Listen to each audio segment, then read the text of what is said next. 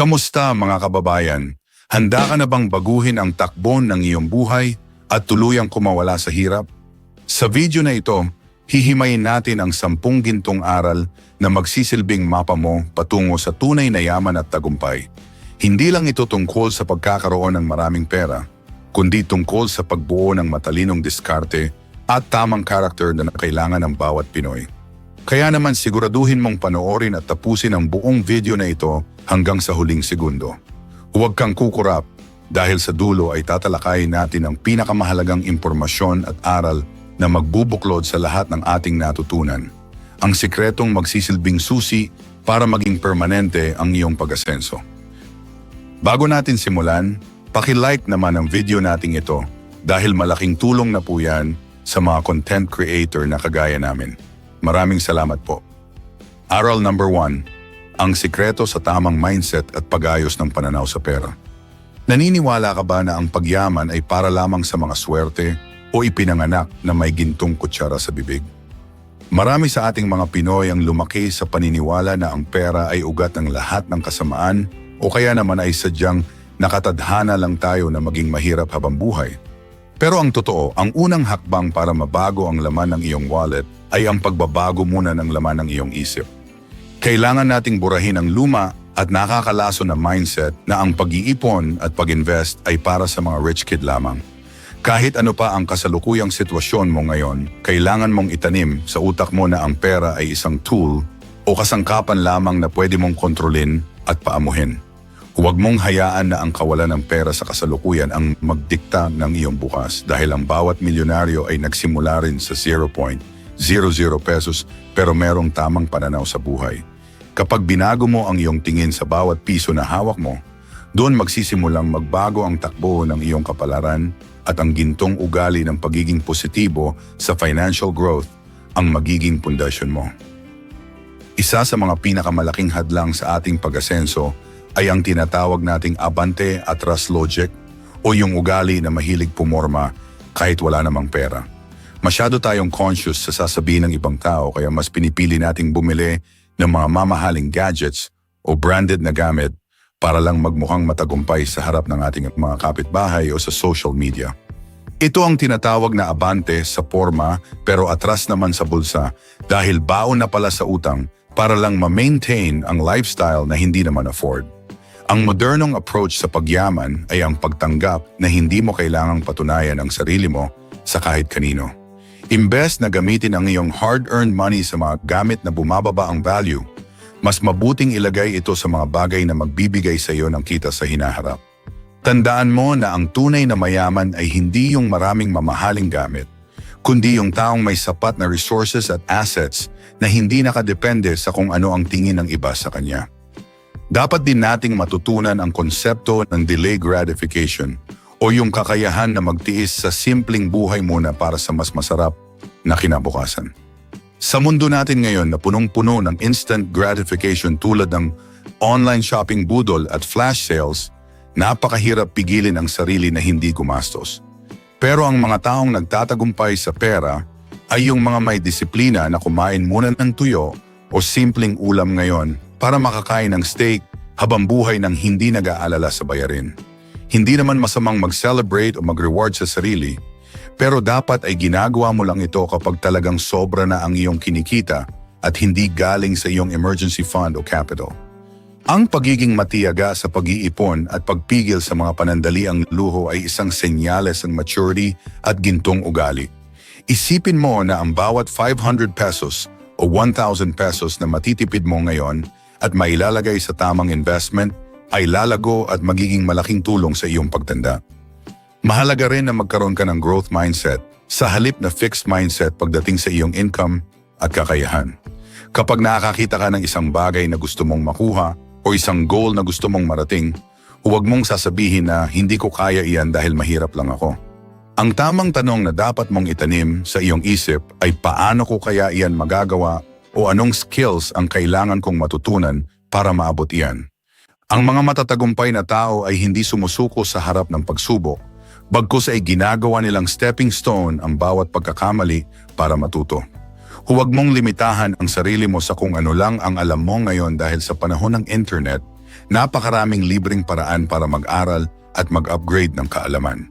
Ang yaman ay hindi lang basta numerong nakikita sa bank account. Ito ay bunga ng patuloy na paglago ng iyong karunungan at pagiging madiskarte sa buhay. Panghuli, kailangan mong panatilihin ang pagiging humble habang nananatiling hungry para sa tagumpay o ang tinatawag nating be humble and stay hungry.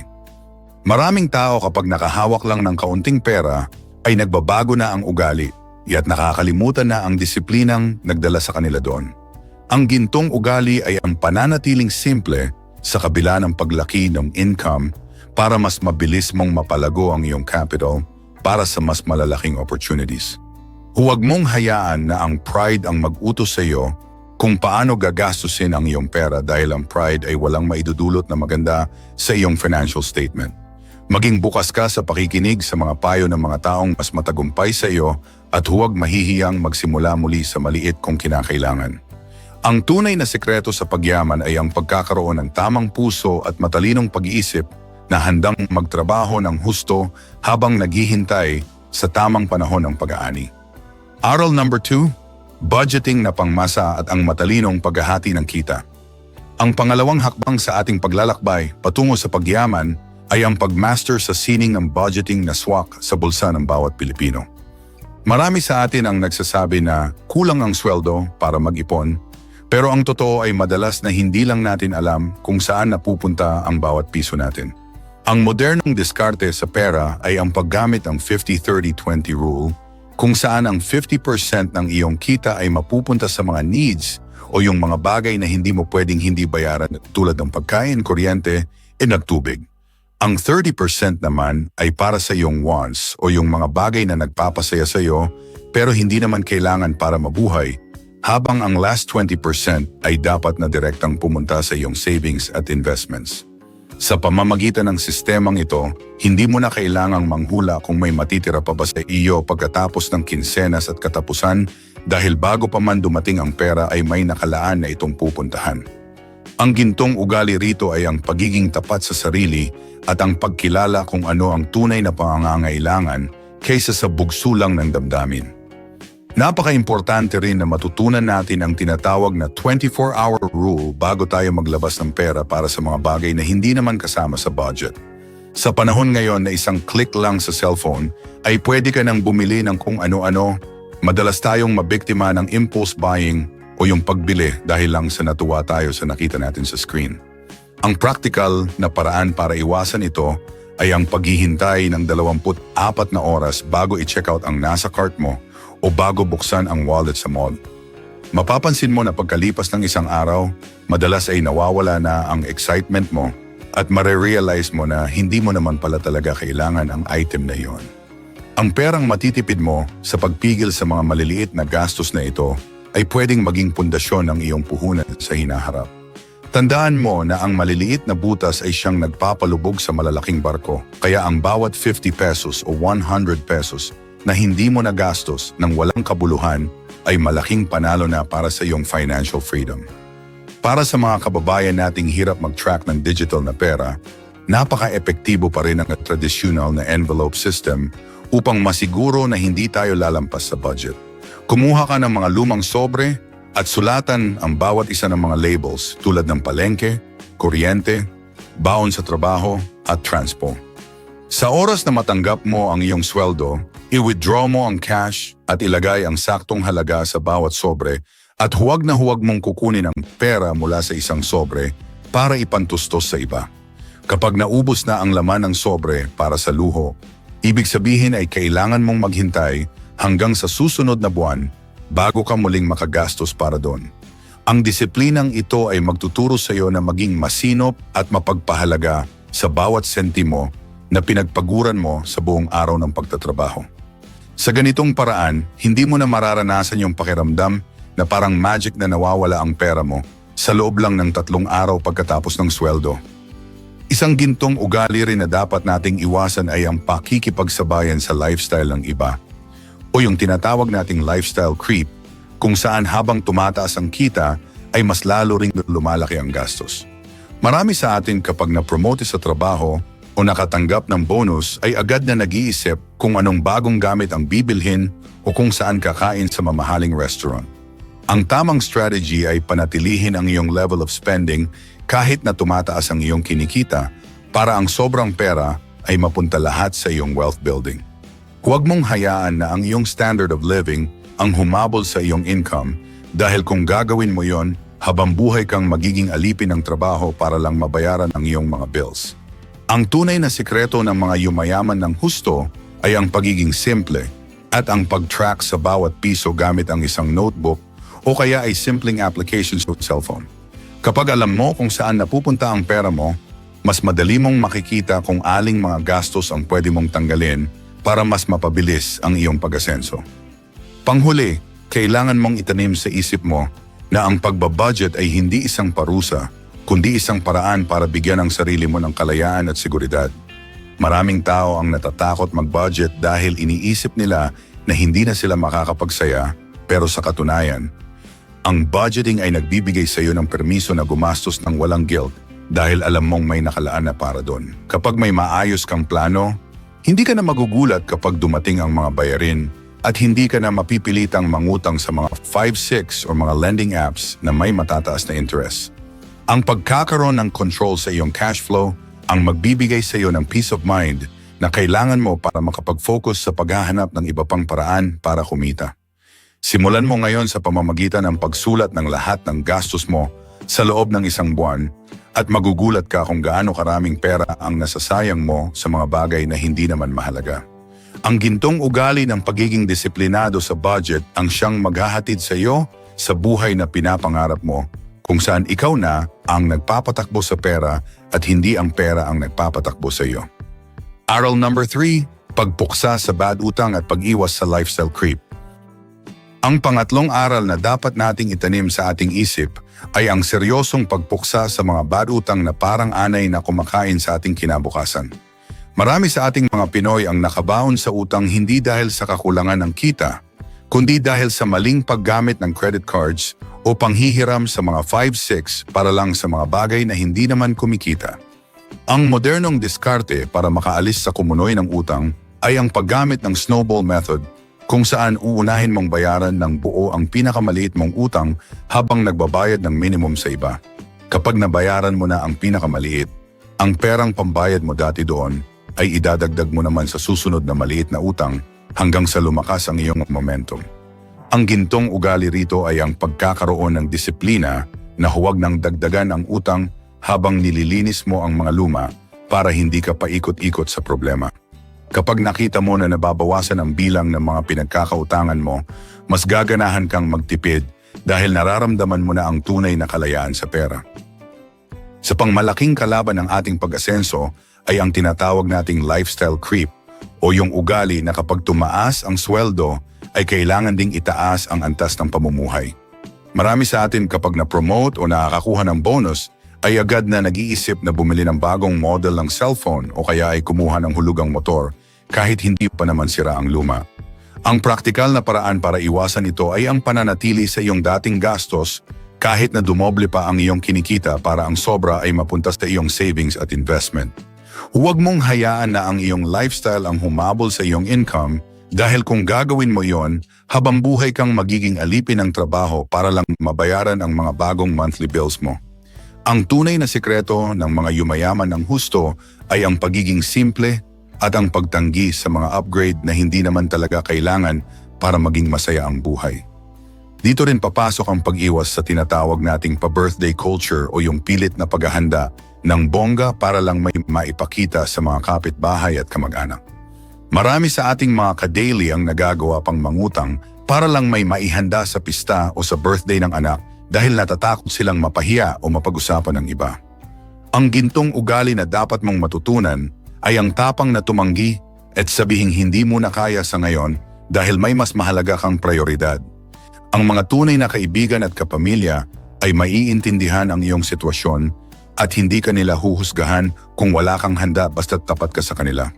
Huwag mong isakripisyo ang iyong financial peace of mind para lang sa isang gabi ng kainan na bukas ay limot na ng iyong mga bisita habang ikaw naman ay mamomroblema sa bayarin sa loob ng 6 na buwan.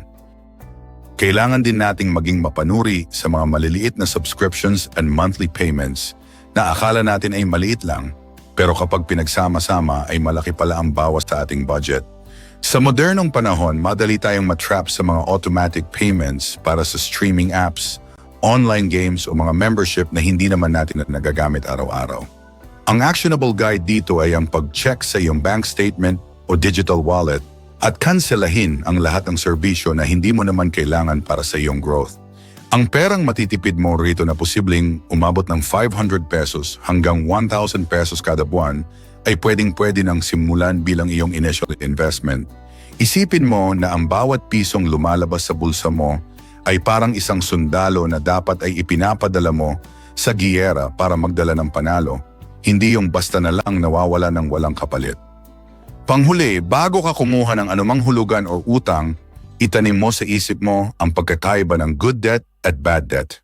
Ang good debt ay yung utang na ginamit mo para bumili ng asset na magbibigay sa iyo ng kita, tulad ng puhunan sa negosyo o pambili ng kagamitan na magpapabilis sa iyong trabaho.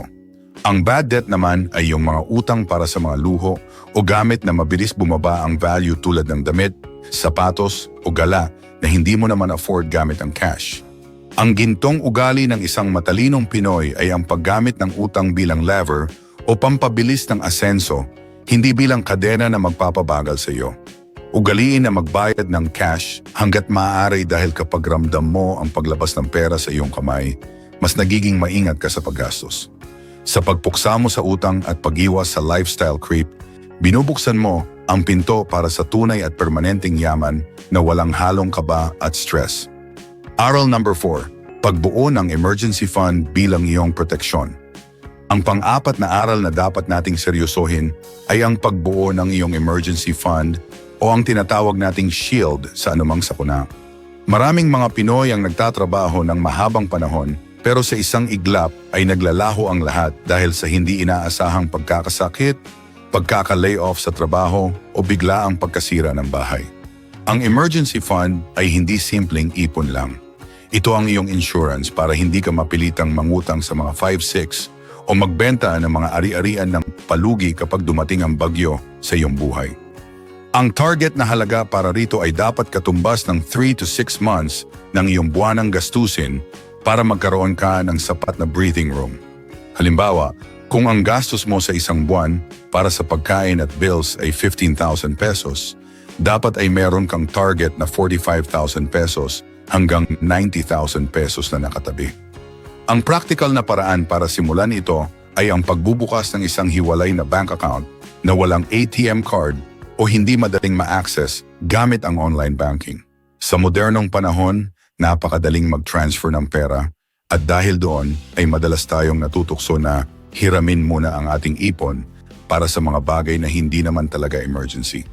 Ang gintong ugali rito ay ang paggawa ng isang sistema kung saan ang iyong emergency fund ay out of sight at out of mind para hindi ka matukso. Isipin mo na ang pondong ito ay parang fire extinguisher na nasa loob ng glass case. Basagin mo lang kung may sunog na talaga. Kapag nakahiwalay ang perang ito, mas magkakaroon ka ng disiplina na ituring itong sagrado at hindi basta-basta magagalaw para sa mga emergency kunwari. Tulad ng bagong labas na model ng sapatos o biglaang gala kasama ang mga ka-work. Kailangan mo ring maging matalino sa pagtukoy kung ano nga ba ang tunay na emergency dahil madalas ay niloloko natin ang ating sarili para lang makagastos. Ang tunay na emergency ay yung mga sitwasyon na hindi mo kontrolado at direktang makakaapekto sa iyong survival o kakayahang kumita ng pera. Tulad ng biglaang pagkakaospital ng kapamilya o pagkawala ng hanap buhay. Ang pagkaubos ng load, ang pagkasira ng aircon na pwede namang tiisin muna, o ang pag-sale ng paborito mong brand ay hindi mga emergency at hindi dapat kinukuha sa pondong ito. Ang actionable guide dito ay magkaroon ka ng listahan ng mga valid na dahilan kung kailan mo lang pwedeng galawin ang perang ito. Sa pagiging stricto sa iyong sariling rules, mas mapoprotektahan mo ang iyong financial stability at maiiwasan mong bumalik sa square one tuwing may darating na pagsubok. Huwag kang ma-pressure kung sa tingin mo ay masyadong malaki ang target na 3 to 6 months savings dahil ang mahalaga ay ang consistency kaysa sa intensity. Pwede kang magsimula sa kahit small amounts lang, tulad ng 50 pesos o 100 pesos kada araw na itatabi mo bago ka pa man bumili ng kahit ano. Ang mindset na dapat mong bitbitin ay pay yourself first o bayaran muna ang iyong sariling seguridad bago mo bayaran ang iba. Habang lumalaki ang iyong emergency fund, ang emergency fund, mararamdaman mo ang pagbabago sa iyong confidence level dahil alam mong kahit anong mangyari ay meron kang sasalo sa iyo. Ang kapayapaan ng isip na ibinibigay ng pagkakaroon ng cash reserve ay isa sa mga pinakamalaking investment na magagawa mo para sa iyong mental health at kinabukasan. Panghuli, ang pagkakaroon ng sapat na emergency fund ang magbibigay sa iyo ng kapangyarihan na gumawa ng mas matatapang na desisyon sa buhay at career. Kapag alam mong mayroon kang pondong sasalo sa iyo sa loob ng ilang buwan, mas madali mong maiiwan ang isang toxic na trabaho o mas magkakaroon ka ng lakas ng loob na magsimula ng sarili mong maliit na negosyo. Hindi ka nagagawa ng mga desisyon base sa takot, kundi base sa kung ano ang makakabuti sa iyong long-term goals dahil hindi ka na isang kahig, isang tuka. Ang gintong ugali ng isang matagumpay na tao ay ang pagkilala na ang yaman ay hindi lang nasusukat sa laki ng kita, kundi sa kung gaano ka kahanda sa mga hamon ng buhay. Kapag nakumpleto mo na ang iyong shield, doon ka palang tunay na handang lumaban sa mundo ng investments at pagpapalago ng pera ng may kapanatagan. Aral number 5. Side hustles at ang diskarte sa pagdagdag ng kita. Ang panglimang aral na dapat nating tutukan ay ang paghahanap ng mga side hustles o dagdag na kita sa labas ng iyong regular na trabaho. Sa panahon ngayon, hindi na sapat na umaasa lang tayo sa isang source of income dahil sa bilis ng pagtaas ng presyo ng mga bilihin o inflation. Ang modernong diskarte ng mga matatagumpay na Pinoy ay ang paggamit ng kanilang bakanting oras para bumuo ng iba pang daloy ng pera. Hindi mo kailangang mag-resign agad sa iyong trabaho. Ang kailangan mo lang ay tamang diskarte at pagkilala sa iyong mga talentong pwede mong pagkakitaan. Isipin mo na ang bawat dagdag na 1,000 piso o 2,000 piso na kikitain mo sa isang linggo ay malaking tulong na para mapabilis ang pagpuno sa iyong savings o pambayad sa mga natitirang utang. Ang gintong ugali rito ay ang pagiging madiskarte at ang paghahanap ng oportunidad sa bawat sulok ng iyong komunidad o kahit sa internet. Magsimula ka sa pamamagitan ng skill-based earning o yung paggawa ng mga serbisyo base sa kung ano ang alam mong gawin. Tanungin mo ang sarili mo kung ano ang mga bagay na madali para sa iyo pero mahirap para sa iba, tulad ng pag-aayos ng sirang gripo, pagluluto ng masarap na ulam, o pag-e-edit ng mga pictures at videos. Sa ating mga barangay, laging may nangangailangan ng tulong at kung iaalok mo ang iyong serbisyo sa tamang presyo, siguradong magkakaroon ka ng mga suking customer. Ang actionable guide dito ay huwag kang mahiya na i-promote ang sarili mo dahil ang pagtatrabaho ng marangal ay isang karangalan. Maaari kang mag-post sa social media o maglagay ng simpleng karatula sa labas ng inyong bahay para malaman ng mga tao na tumatanggap ka ng raket. Ang bawat extra income na papasok sa iyo ay dapat mong ituring na puhunan para sa mas malaking pangarap at hindi para dagdag sa iyong panggasto sa luho. Kung hindi mo naman linya ang pagbibigay ng serbisyo, maaari mong subukan ang reselling strategy o ang pagtitinda ng mga produkto na merong demand sa inyong lugar. Hindi mo kailangang magkaroon ng malaking warehouse. Pwede kang magsimula sa maliit na puhunan tulad ng pagkuha ng mga ukay-ukay bundles, pagtitinda ng mga frozen foods, o kaya ay pagiging reseller ng mga sikat na online products. Ang sikreto sa ganitong business ay ang pag-roll ng iyong tubo o yung tinatawag nating compounding sa maliit na paraan. Halimbawa, kung kumita ka ng 500 pesos sa iyong unang benta, huwag mo itong gastusin pambili ng milk tea kundi idagdag mo ito sa susunod mong puhunan para mas marami ka ng mabiling stocks. Ang gintong ugali ng isang negosyante ay ang pagtitiyaga sa maliliit na kita hanggang sa kusana itong lumaki at maging isang matatag na kabuhayan. Sa ating modernong mundo, napakalaki rin ang potensyal ng digital world para sa ating mga kababayan na gustong kumita habang nasa bahay lang. Maaari mong subukan ang pagiging virtual assistant, online tutor, o kaya ay pumasok sa affiliate marketing kung saan kikita ka ng komisyon sa bawat produktong mabebenta mo gamit ang iyong link. Maraming mga free courses sa YouTube at Facebook na pwedeng magturo sa iyo kung paano magsimula sa ganitong larangan kahit wala kang background sa tech.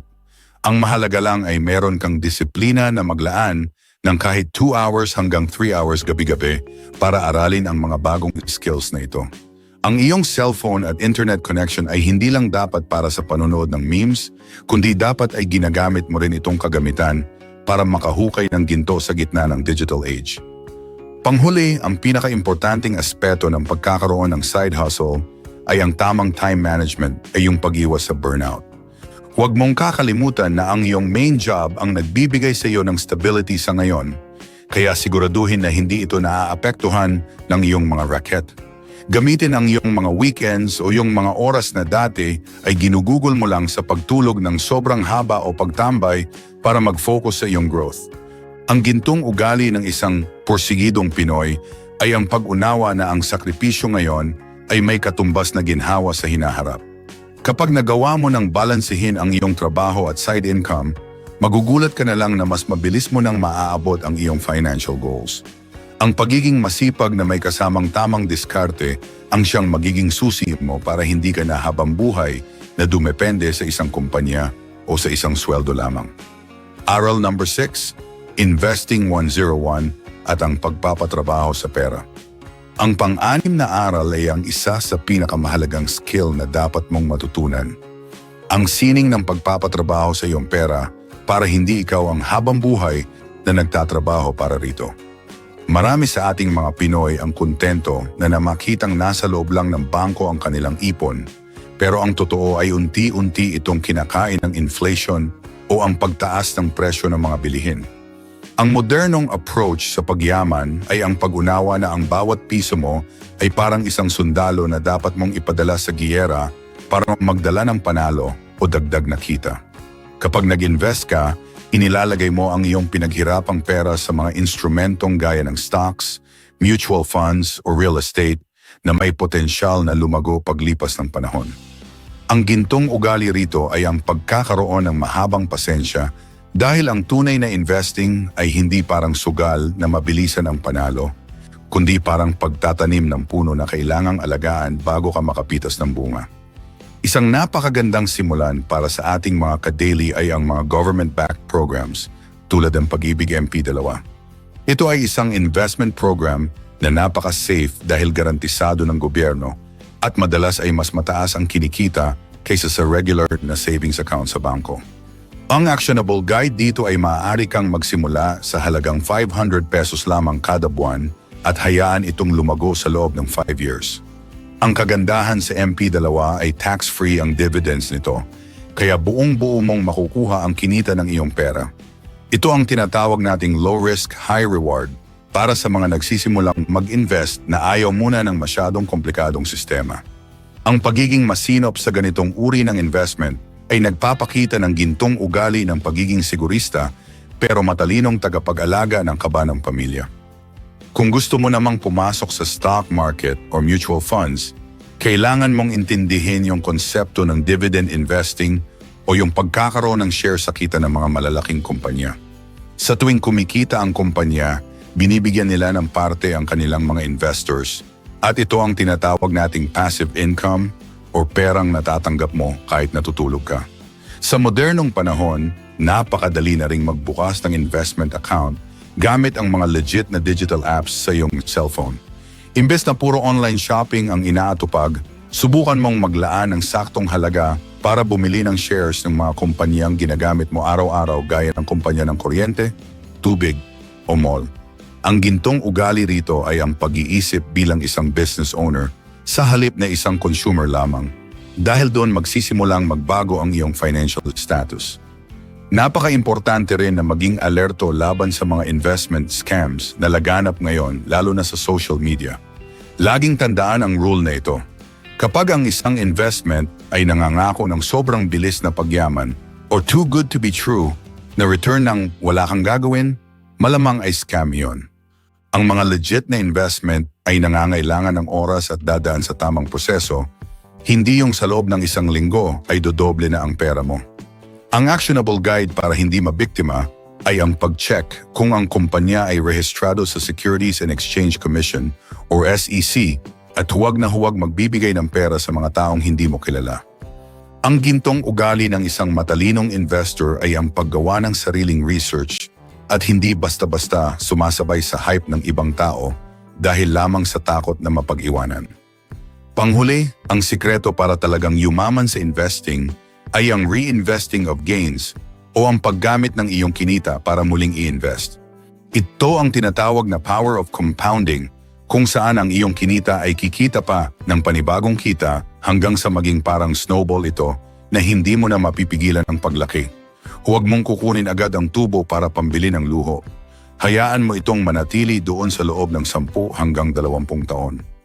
Ang gintong ugali ng disiplina sa paghihintay ang siyang maghihiwalay sa iyo sa mga taong hanggang pangarap lang ang pagyaman. Kapag nagawa mo ng gawing habit ang pag-invest ng kahit maliit na porsyento ng iyong kita buwan-buwan, darating ang araw na ang iyong mga sundalong piso na mismo ang bubuhay sa iyo at sa iyong pamilya nang hindi mo na kailangang magbanat ng buto. Aral number 7, ang kahalagahan ng insurance at proteksyon sa iyong yaman. Ang pampitong aral ay tungkol sa paggawa ng matibay na bakod sa paligid ng iyong mga naipon sa pamamagitan ng insurance at protection. Maraming mga Pinoy ang nakakaipon na sana pero sa isang iglap ay naglalaho ang lahat dahil sa isang major health crisis o hindi inaasahang sakuna. Isipin mo na ang iyong yaman ay parang isang magandang bahay. Gaano man ito kaganda, kung wala itong bubong or gate, madali itong masisira ng bagyo o mananakawan. Ang gintong ugali rito ay ang pagtanggap na hindi natin kontrolado ang bukas. Kaya kailangan nating maging handa para hindi tayo bumalik sa square one kapag dumating ang kamalasan. Ang pagkakaroon ng tamang protection ay hindi paggastos ng walang saysay, kundi ito ay isang matalinong paraan upang masiguro na ang iyong pinaghirapan ay mapupunta sa iyong kinabukasan at hindi sa mga bayarin sa ospital. Napaka-importante na unahin ang iyong health insurance dahil sa ating bansa, isang malalang sakit lang ang katapat para maging mahirap muli ang isang pamilya. Hindi sapat na meron kang ipon sa bangko dahil mabilis lang itong mauubos kapag ang pinag-uusapan na ay operasyon o mahabang gamutan. Ang actionable guide rito ay siguraduhin na updated ang iyong PhilHealth contributions at kung may extra budget, kumuha ng HMO o private health insurance na swak sa iyong income. Ang modernong approach ay ang pagtingin sa insurance bilang isang safety net na sasalo sa iyo para hindi ka na mangutang sa mga kamag-anak o magsanla ng ari-arian kapag may nagkasakit. Ang pagiging wise sa kalusugan ay isang gintong ugali dahil ang iyong katawan ang iyong pangunahing makina sa paggawa ng pera, kaya dapat itong may sapat na backup at protection. Kung ikaw naman ang breadwinner o ang pangunahing inaasahan ng iyong pamilya, kailangan mong kumuha ng life insurance para sa kanilang seguridad. Maraming mga kababayan natin ang natatakot sa usaping ito dahil ayaw nilang pag-usapan ang kamatayan.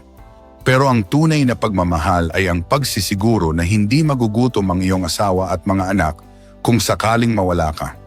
Ang practical na paraan ay ang pagpili ng term insurance kung maliit pa ang iyong budget dahil ito ang pinakamura pero may pinakamalaking coverage o protection.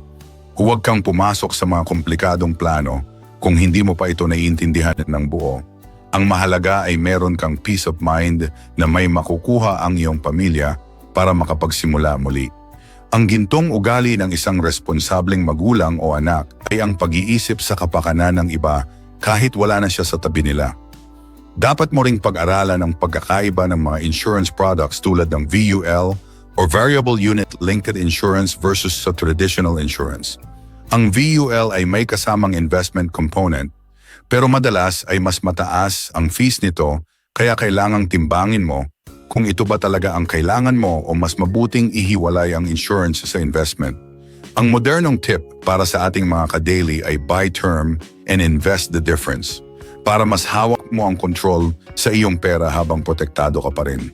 Ang actionable guide ay mag-research o kumonsulta sa mga licensed financial advisors na hindi lang basta nagbebenta, kundi yung tutulungan kang intindihin ang iyong tunay na pangangailangan. Ang pagiging edukado sa mga financial products na ito ay isang gintong ugali na magliligtas sa iyo mula sa mga maling desisyon na pwedeng maging sanhi ng pagkalugi. Panghuli, huwag mo ring kalimutang protektahan ang iyong mga physical assets o yung mga gamit na tumutulong sa iyo na kumita ng pera. Kung meron kang sasakyan na ginagamit sa negosyo o bahay na pinaghirapan mong ipundar, siguraduhin na ang mga ito ay may fire o comprehensive insurance. Isang malaking sunog o aksidente lang ay pwedeng mabaon ang iyong negosyo kung wala itong proteksyon mula sa insurance company. Isipin mo na ang insurance premium na binabayaran mo buwan-buwan ay parang maliit na tax para sa iyong kapayapaan ng isip. Ang gintong ugali ng isang tunay na mayaman ay ang pagiging handa sa worst-case scenario habang umaasa at nagtatrabaho para sa best-case results. Kapag kumpleto ang iyong protection, mas magiging kampante ka na palaguin ang iyong yaman dahil alam mong kahit anong mangyari, hindi ka na muling babalik sa hirap. Aral number 8, networking at ang iyong circle of influence sa pag-asenso. Ang pangwalong aral na dapat mong tandaan ay ang kapangyarihan ng mga taong nakapaligid sa iyo o ang tinatawag nating circle of influence. Merong sikat na kasabihan na ikaw ang average ng 5 people na madalas mong kasama sa araw-araw. At ito ay may malaking katotohanan pagdating sa usaping pera. Kung ang mga kasama mo ay puro mga taong ang hilig ay mag-shopping, maggala, at magreklamo tungkol sa buhay, malamang na magiging ganoon ka rin dahil nahahawa ka sa kanilang energy at habits. Ang modernong diskarte sa pagyaman ay ang pagpili ng maigi sa iyong circle at pagsisiguro na ang mga kaibigan mo ay may gintong ugali rin pagdating sa pangarap at disiplina. Ang pag-asenso ay hindi lang isang solo flight. Kailangan mo ng tamang komunidad na hihila sa iyo pataas sa halip na pababa. Napaka-importante na humanap ka ng mga mentor o mga taong narating na ang mga bagay na gusto mong marating sa buhay. Hindi kailangang kakilala mo sila ng personal agad. Pwede kang matuto sa pamamagitan ng panonood ng kanilang mga videos, pagbabasa ng kanilang mga posts, o pakikinig sa kanilang mga payo online. Ang actionable guide rito ay ang pag-obserba kung paano sila mag-isip, paano sila magdesisyon sa pera, at kung paano nila hinaharap ang mga problema sa negosyo. Huwag kang mahihiyang magtanong o lumapit sa mga taong mas matagumpay sa iyo dahil karamihan sa kanila ay handang tumulong sa mga taong seryoso talagang matuto. Ang gintong ugali rito ay ang pagpapakumbaba na aminin na hindi mo alam ang lahat at ang pagkakaroon ng malasakit na matuto mula sa karanasan ng iba para hindi mo na maulit ang kanilang mga pagkakamali. Kailangan mo ring iwasan ang tinatawag nating Marites energy o yung pag-uubos ng oras sa pakikipagtsismisan tungkol sa buhay ng ibang tao. Sa halip na pag-usapan ang mga artista o ang mga kapitbahay na nag-away, gamitin mo ang oras ng pakikipag-usap para sa mga bagong ideya, business opportunities, and net investment tips. Ang modernong networking ay tungkol sa pagpapalitan ng value o tulong na makakapag-angat sa inyong lahat sa loob ng inyong circle. Kapag ang usapan sa inyong barkada ay tungkol na sa kung paano mag-save, saan magandang mag-invest o anong bagong skill ang dapat aralin, doon mo malalaman na nasa tamang grupo ka na. Ang pagiging mapili sa topic ng usapan ay isang gintong ugali na magliligtas sa iyo sa mga distractions na wala namang naidudulot na maganda sa iyong bulsa. Dito rin pumapasok ang konsepto ng bayanihan business o ang pakikipag-partner sa mga taong may parehong vision at values tulad mo. Kung meron kang magandang ideya pero kulang ka sa puhunan o sa manpower, ang tamang network ang makakatulong sa iyo para maisakatuparan ito. Ang practical na paraan ay ang pagpunta sa mga seminars, pagsali sa mga online groups sa mga entrepreneurs o kahit ang simpleng pakikipagkaibigan sa mga lokal na negosyante sa inyong lugar. Huwag kang lumapit sa mga tao dahil lang sa kung ano ang makukuha mo sa kanila. Sa halip, mag-isip ka kung ano rin ang maitutulong mo sa kanila para magkaroon ng win-win situation. Ang gintong ugali ng isang matagumpay na tao ay ang pagiging bukas palad sa kaalaman at koneksyon dahil alam niya na ang yaman ay mas lalong lumalago kapag mayroong maayos na samahan at tiwala. Panghuli, kailangan mong matutunang protektahan ang iyong sarili mula sa mga energy vampires o yung mga taong laging negatibo ang pananaw at hihilain ka pabalik sa iyong dating ugali. Maaaring sila ay mga kamag-anak o matagal ng kaibigan, pero kung sila ang dahilan kung bakit hindi ka makapag-ipon o lagi kang natatempt na gumastos, kailangan mong lagyan ng distansya ang inyong ugnayan. Hindi ito pagiging masama, kundi ito ay pagpili sa iyong kapayapaan at kinabukasan dahil ikaw ang responsable sa iyong sariling buhay. Ang tunay na circle of influence ay yung mga taong magsasabi sa iyo ng totoo kahit masakit, i-challenge ka na maging better version ng sarili mo, at susuportahan ka sa iyong paglalakbay patungo sa tagumpay. Ang pagkakaroon ng ganitong uri ng mga tao sa paligid mo ang magsisilbing hangin sa ilalim ng iyong mga pakpak para mas mabilis mong maabot ang iyong mga gintong pangarap. Aral number 9. Continuous education at ang pagpapayaman sa iyong kaalaman. Ang pangsyam na aral ay ang pagkilala na ang iyong utak ang pinakamahalagang gold mine na pagmamayari mo sa buong mundo. Maraming tao ang nag-aabang ng swerte o panalo sa loto, pero ang tunay at permanenteng yaman ay nagmumula sa kung ano ang alam mo at kung paano mo ito ginagamit. Sa modernong panahon kung saan mabilis magbago ang teknolohiya at ekonomiya, ang taong tumitigil sa pag-aaral ay siya ring taong tumitigil sa pag-asenso. Ang gintong ugali rito ay ang pagkakaroon ng mindset na ikaw ay habambuhay na estudyante ng buhay at ng pera. Hindi porke tapos ka na sa eskwelahan ay hihinto na ang iyong pag-unlad. Sa katunayan, ang tunay na edukasyon para sa pagyaman ay nagsisimula sa labas ng classroom at sa loob ng iyong sariling pagsisikap. Napaka-importante na matutunan mo ang tinatawag na high-value skills o yung mga kasanayan na malaki ang bayad sa kasalukuyang market. Sa halip na ubusin ang oras sa panonood ng mga walang kwentang drama o pakikipag-away sa social media, gamitin mo ang iyong internet connection para mag-aral ng mga bagay tulad ng sales, digital marketing, graphic design, o kahit ang tamang pagpapatakbo ng isang maliit na negosyo. Ang actionable guide rito ay maglaan ka ng kahit 30 minutes hanggang 1 hour araw-araw para magbasa ng libro o manood ng mga educational videos na magpapalawak sa iyong kaalaman tungkol sa financial literacy. Isipin mo na ang bawat bagong skill na natututunan mo ay parang upgrade sa iyong sarili na nagpapataas ng iyong presyo bilang isang professional o negosyante. Ang pagiging mausisa at laging gutom sa bagong impormasyon ay isang gintong ugali na hindi kailanman mananakaw sa iyo ng kahit sino. Kailangan mo ring matutunan ang disiplina ng pag-apply sa lahat ng iyong natututunan dahil ang theory na walang action ay walang kwenta.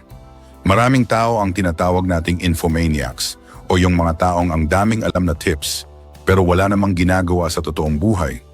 Ang practical na paraan para hindi masayang ang iyong pag-aaral ay ang 48-hour rule kung saan dapat mong subukang gawin o simulan ang natutunan mo sa loob ng 2 araw. Kung nakapanood ka ng video tungkol sa pagbabudget, gawin mo agad ang listahan mo ngayon. Kung natuto ka tungkol sa isang investment, mag-research ka agad kung paano mag-open ng account. Ang gintong ugali ng isang matagumpay na tao ay ang pagiging mabilis kumilos at ang paggamit ng kaalaman bilang sandata para makamit ang mga konkreto at nakikitang resulta sa kanyang buhay. Huwag kang manghinayang na mag-invest sa iyong sarili kahit may bayad pa ang ilang seminars o online courses na alam mong makakatulong sa iyo. Madalas tayong hindi nanghihinayang na gumastos ng 2,000 piso para sa isang buffet dinner o bagong sapatos. Pero kapag ang pag-uusapan ay seminar para sa negosyo ay sinasabi nating mahal ito. Ang modernong tip para sa ating mga ka-daily ay tignan ang education bilang isang investment na may pinakamataas na return or ROI sa lahat ng bagay. Ang kaalamang makukuha mo sa isang mahusay na libro o mentor ay pwedeng makapagligtas sa iyo mula sa mga pagkakamaling nagkakahalaga ng daan-daang libong piso. Ang pagiging wise sa pagpili kung saan mo ginagastos ang iyong oras at pera para sa iyong growth ay isang gintong ugali na magbibigay sa iyo ng edge laban sa ibang mga tao. Panghuli, ang layunin ng pag-aaral ay hindi lang para sa sarili mo, kundi para rin maipasa mo ang tamang financial literacy sa iyong pamilya at sa susunod na henerasyon. Napakalaking biyaya kung ang iyong mga anak o kapatid ay matututo rin ng mga tamang gawi sa pera dahil sa mga itinuturo mo sa kanila. Ang gintong ugali ng pagbabahagi ng kaalaman ay nagpapakita na hindi ka lang seryoso sa iyong sariling asenso, kundi may malasakit ka rin sa pag-angat ng iba. Sa pamamagitan ng continuous education, nabubura natin ang cycle ng kahirapan at napapalitan ito ng cycle ng karunungan at kasaganaan. Tandaan mo na ang mundong ito ay punong-puno ng oportunidad, pero para sa mga taong handa lang ang isip at may sapat na kaalaman ang mga pintuan ng tunay na kayamanan. Aral number 10, ang ugali ng mapagbigay at ang batas ng pag-aani. Ang pang-10 aral at ang pinaka-espesyal sa lahat ay ang pagkakaroon ng ugali ng mapagbigay o ang tinatawag nating law of reciprocity. Maraming tao ang natatakot magbigay dahil iniisip nila na mababawasan ang kanilang pera, pero ang totoo ay ang yaman ay parang ilog na kailangang dumaloy para manatiling malinis at masagana. Kapag masyado kang madamot at nakasara ang iyong mga palad, wala ring puwang na makapasok ang mga bagong biyaya sa iyong buhay. Ang modernong diskarte sa pagyaman ay ang pagkilala na tayo ay mga katiwala lamang ng ating mga resources, at ang pagtulong sa iba ay isang paraan para ipakita sa universe na handa tayong tumanggap ng mas malaki pa. Ang gintong ugali rito ay ang pagbibigay ng may kusa at galak sa puso, dahil ang perang lumalabas para sa kabutihan ay bumabalik ng siksik, liglig at naguumapaw. Isang praktikal na paraan para simulan ito ay ang paglalaan ng maliit na porsyento ng iyong kita para sa tithing o donasyon sa mga institusyon o taong tunay na nangangailangan. Hindi kailangang malaking halaga agad. Ang mahalaga ay masanay ang iyong puso na hindi ka kontrolado ng pera at kaya mong magbahagi kahit sa maliit na paraan. Ang actionable guide rito ay isama mo na sa iyong monthly budget ang para sa charity o pagtulong para hindi ka na mag-aalinlangan pa kapag dumating ang pagkakataon. Isipin mo na ang pagbibigay ay parang pagtatanim ng binhi. Hindi mo agad makikita ang bunga bukas, pero sa tamang panahon, ang kabutihang ginawa mo ay magbubunga ng mga oportunidad na hindi mo inaasahan. Ang pagiging bukas palad ay isang gintong ugali na nagpapakita ng iyong pananampalataya na ang Diyos o ang mundo ay laging may sapat na supply para sa lahat. Kasama rin sa aral na ito ang pagkakaroon ng gratitude mindset o ang pagiging mapagpasalamat sa lahat ng biyayang natatanggap mo, maliit man or malaki. Marami sa ating mga ka-daily ang laging nakatingin sa kung ano ang wala sa kanila, kaya palagi silang nakararamdam ng kakulangan at stress. Ang modernong approach para maka-attract ng yaman ay ang paglilista ng kahit 5 things na ipinagpapasalamat mo araw-araw bago ka matulog o pagkabangon sa umaga. Kapag ang focus mo ay nasa pasasalamat, mas nagiging positibo ang iyong pananaw at mas nagiging madali para sa iyo na makita ang mga blessings na nasa harap mo na pala. Ang gintong ugali ng pasasalamat ay ang magnet na humihila sa mas maraming tagumpay dahil ang taong marunong magpahalaga sa maliit ay tiyak na pagkakatiwalaan ng mas malaki pa sa hinaharap. Dapat din nating matutunan ang abundance mentality sa halip na scarcity mentality o yung takot na maubusan ng resources. Ang taong may abundance mentality ay naniniwala na ang mundo ay punong-puno ng pagkakataon para sa lahat ng masipag at madiskarte, kaya hindi niya kailangang manlamang o manira ng kapwa para lang umasenso. Ang actionable guide rito ay ang pagiging masaya sa tagumpay ng iba sa halip na mainggit, dahil ang tagumpay nila ay patunay na posible rin itong mangyari sa iyo. Gamitin mo ang iyong yaman para maging inspirasyon at para makagawa ng impact sa iyong komunidad sa pamamagitan ng pagbibigay ng trabaho o pagsuporta sa mga lokal na negosyo. Ang gintong ugali ng pagiging matuwid at tapat sa bawat sentimong dumadaan sa iyong kamay ay ang pundasyon ng isang yaman na hindi lang pang-material kundi pang-espiritual din. Panghuli, laging tandaan na ang pinakamataas na anyo ng pagyaman ay ang pagkakaroon ng kakayahang makatulong sa iyong pamilya at sa ibang tao nang hindi mo na kailangang mag-alala para sa sarili mo. Ang pera ay tool lamang para makamit ang freedom na maglingkod at magbahagi ng pagmamahal sa mundo. Ang gintong ugali ng pagiging mapagbigay ang tunay na sukatan ng isang matagumpay na buhay dahil sa huli, hindi mo naman madadala ang iyong mga ari-arian sa kabilang buhay, kundi ang mga magagandang alaala at tulong na iniwan mo sa puso ng iba.